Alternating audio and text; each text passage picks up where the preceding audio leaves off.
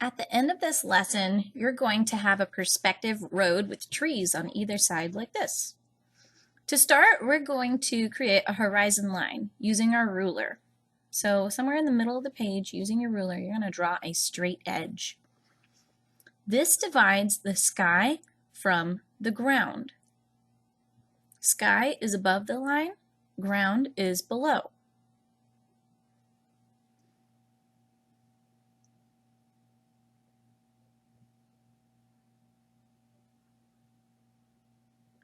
Next, we're going to create a vanishing point. This is the point at which all things disappear.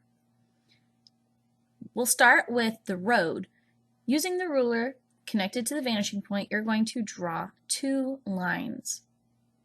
This is your road. It's wider, closer to the viewer, and it's smaller as it gets closer to the vanishing point because it's disappearing.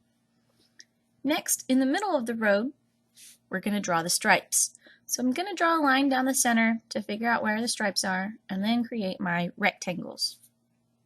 The rectangles closer to the viewer should be longer and they should get smaller and shorter as they get farther away. Barely visible. Next, I'm going to create a vanishing line so that I know where the top of my trees are. I'll do this on either side of the page, and I want them at about the same height. Then I need to know where the bottom of the treetops are, where all the leaves are. That's going to go below the horizon line. Now I'm lining up the ruler just to make a mark where the bottom is on the other side, make sure it's even. Line it up with those 2 points and draw a line. Next, the trees do not grow directly touching the road. There needs to be a gap. Normally this is so that the roots don't overtake the concrete and we have a messed up road. At this time, pause the video and copy what you see. Now we're going to create the tops of the trees using these guidelines. So it should be big and fluffy from that top diagonal line to the bottom one. And then we're going to create the trunk. This is going off the page for the first tree that's closest to us because we don't see the bottom diagonal line. Next, fluffy treetop. Notice how we're staying within the guidelines that we drew at the beginning. They stay within the vanishing lines. The bottom of the tree trunk needs to line up with that edge, but we want to keep it straight. So make sure that that tree trunk is not crooked. Our line should be perfectly vertical. Pause and copy on your paper. Now we're going to do the same thing on the other side. Big fluffy treetops that go from the top of one vanishing line to the next. Tree trunk goes off the page because we do not see the bottom of it. Next treetop. Big fluffy treetop staying within the boundaries of the vanishing line. Trunk touches the next vanishing line, but the bottom stays horizontal. And we'll do this again. So notice as we stay within the vanishing lines, those trees are getting smaller as they get farther away. This is perspective.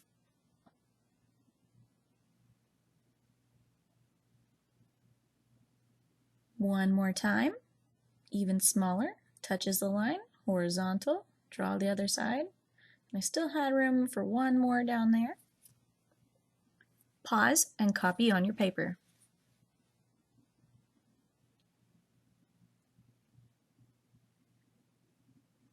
Now we're going to erase all of our vanishing lines, and if you don't see the horizon line because it's being covered up by the trees, you'll erase that too.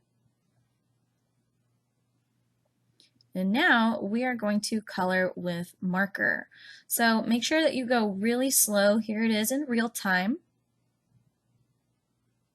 Keep your lines straight and even, overlapping, go slow. Here it is in real time again. And your line jumps to the other side so it stays straight. And now I'll speed it up for the rest of the time. You get the idea. Keep your lines straight and neat. Keep it even. Go around your outer edge first.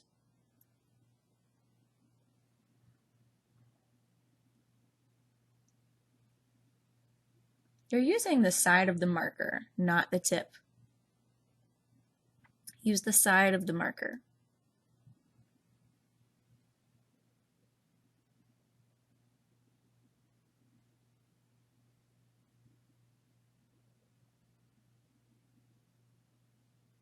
So the side of the marker gets more width. Now we'll do the tree trunks. Same thing, using the side of the marker, you're going to pull your lines down from the top of the page. You may have noticed that when I was coloring the treetops too. I'm always pulling the marker. I get the most control of my utensil when I'm pulling instead of pushing.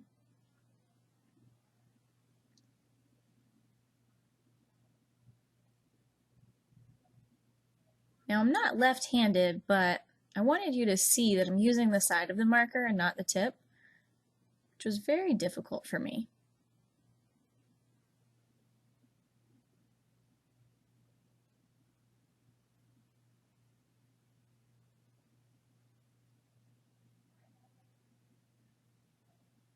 And they're done.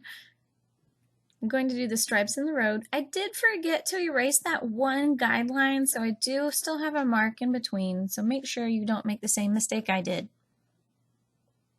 So I did the yellow first and then the gray on the road.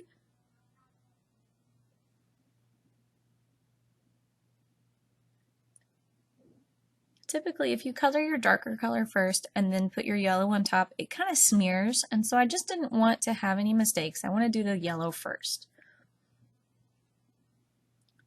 So I'm going very, very slow, pulling my lines.